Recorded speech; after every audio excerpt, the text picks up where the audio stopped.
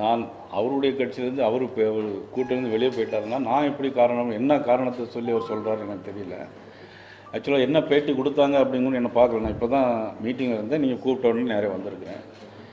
பாரதிய ஜனதா கட்சி என்றைக்குமே கூட்டணியை வலுப்படுத்த வேண்டும்னு நினைக்கிறோம். அதுலேயும் என்னுடைய தனிப்பட்ட முறையில் திமுக ஆட்சியை அகற்ற வேண்டும்னு சொன்னால் எல்லோரும் ஒன்று சேரணுன்ட்டு நான் எல்லா நேரங்களிலும் பேசியிருக்கேன். ஒரு இடத்துலையாவது நான் யாரும் வேண்டாம்னு சொன்னதே கிடையாது. எல்லா காலத்திலும் எல்லா பேட்டியும் எல்லா பேட்டியும் எடுத்து பார்த்தா எல்லாரும் ஒன்று சேர்ந்தால் தான் திமுகவை வீழ்த்த முடியும் அப்படின்னு தான் நான் எல்லா இடத்துலையும் சொல்லியிருக்கேன். அவர் பயன்படுத்தின பதம் வந்து ஆணவத்துடன் நடந்து கொள்கிறார் அப்படிங்கிற மாதிரி ஒரு வார்த்தை. முன்னாள் மாநில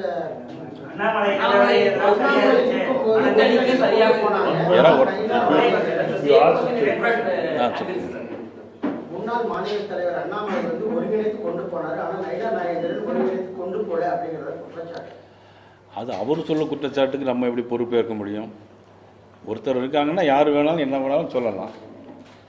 இப்போ வந்து பாராளுமன்ற தேர்தலில் வந்து பார்த்திங்கன்னா டிடிவியோட கூட்டணியில் இருந்தோம். அதுக்கு முன்னாடி பார்த்திங்கன்னா அதுக்கு முந்தைய இந்த சட்டமன்ற தேர்தலில் பார்த்திங்கன்னா 165 இடத்துல போட்டி போட்டாங்க, 2% ஓட்டு வாங்கியிருக்காங்க. நாங்கள் யாரையும் குறை சொல்லலையே. அவர் சொல்கிற மாதிரி நாங்கள் யாரையும் திருப்பி குறை சொல்ல வேண்டிய அவசியம் இல்லை. அதுக்கான ஏற்பாடு அதுக்குள்ள ஆளும் நாங்கள் இல்லை.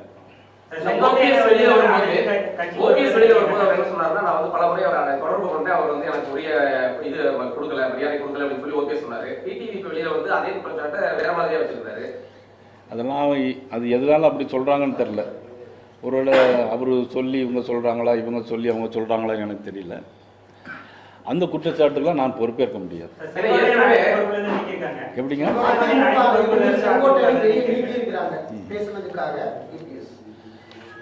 அதிமுக கட்சியினுடைய பொதுச் செயலாளர் திரு இபிஎஸ் அவர்கள், இது அவருடைய உள்கட்சி பிரச்சனை. அதில் நம்ம அதைப்படி கருத்து சொல்ல முடியாது, அதை பற்றி பேசவும் முடியாது.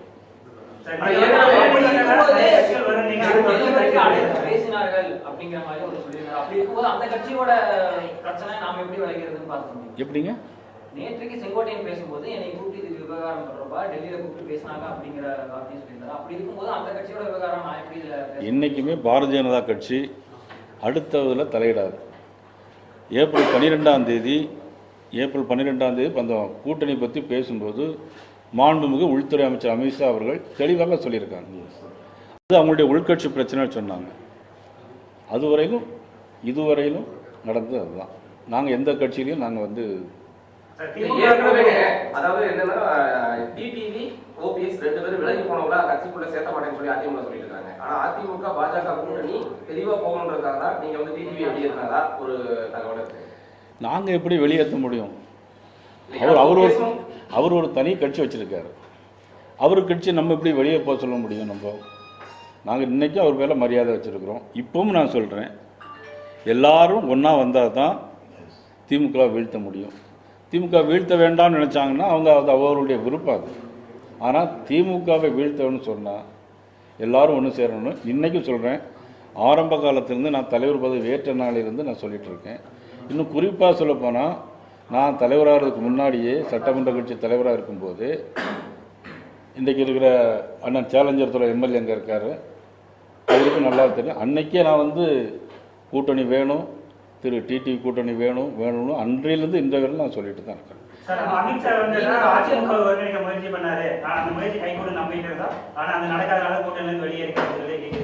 அது அவருடைய சொந்த கருத்தாக இருக்கும். அதுக்கு எப்படி மாண்பு உள்துறை அமைச்சர் எப்படி அதை கருத்தில் எடுக்க முடியும்?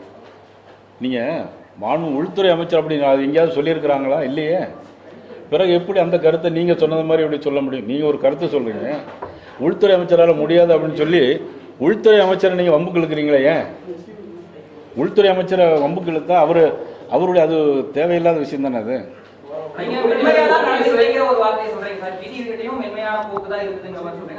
எனக்கு எப்பொழுது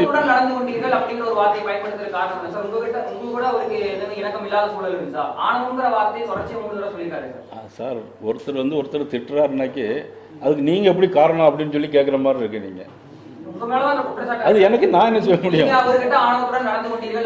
நான் அவர்கிட்ட எங்கேயும் யார்கிட்டையுமே நடந்து கொண்டு கிடையாது. வந்த உடனே அவங்களுக்குலாம் வாங்க வணக்கம் தான் சொல்லிட்டு இருக்கேன். போகும்போது போயிட்டு வரேன்னு சொல்லிட்டு தான் போறேன். சார் துக்குடா கட்சி நம்ம யாரையுமே நினைக்க முடியாது. அப்படின்னா நாங்கள் எது கூட்டணி சேரணும்னு ஏன் சொல்கிறோம்? என்றைக்குமே அவர் ஒரு சதவீதம் வச்சுருக்காரா 2% வச்சுருக்காராங்கிறது முக்கியம் இல்லை. என்னுடைய நோக்கம் தனிப்பட்ட முறையில் நான் சொல்கிறேன், அதாவது எல்லாரும் ஒன்றா சேரணும், திமுக வேண்டாம்னு நினைக்கிறத மாதிரி எண்ணங்கள் இருந்தால் அந்த மாதிரி பேசுறதுக்கு வாய்ப்பு இல்லை.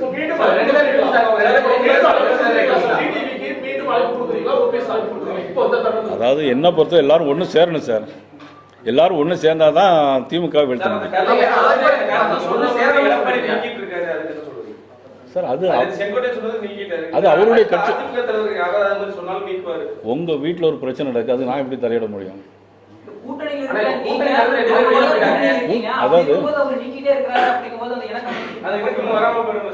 சார் நீங்க சொல்லுது எனக்கு புரியவில்லை. எனக்கு எப்படின்னா அது அவருடைய இல்ல ஆமா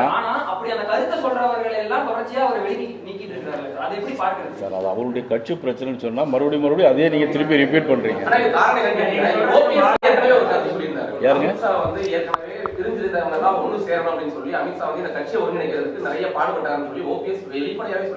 அது எனக்கு தெரியாது. அவரும் மாண்பு உள்துறை அமைச்சர் என்ன பேசுனாங்கன்னு எனக்கு தெரியாது.